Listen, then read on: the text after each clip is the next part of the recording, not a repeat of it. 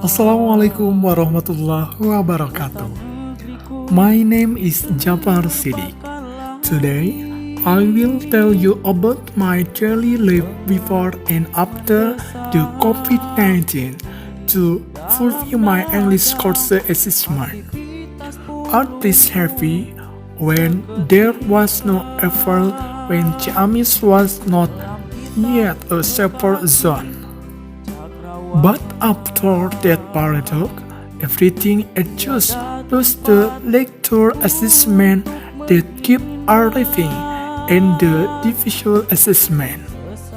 My story is during holiday, only at home but occasionally get together with friends who are close and accessible and still sterile from the spread of the virus. Occasionally, I also left the house to look for a network or signal to compare text and find out text because my house in a low signal area. Many places have been flooded for the summer peak of college, but almost all of them are also conquered due to assisting the government in dealing with the spread of coronavirus.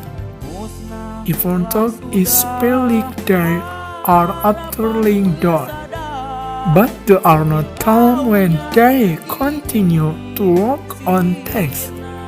They are not focused on parents who always advise not to liquidate funds, even lingering for long periods of silence outside who are actually doing text and looking for network or signal. From this online lecture that have been managed for irregular sleeping hours, albeit frequent stomach hunger, is lingering for a long time, looking at a phone or laptop screen. Restricted travel, restricted social, and so on. In essence, my story is not much different from the other in general. Maybe the difference is I don't often stay at home and rarely leave the house.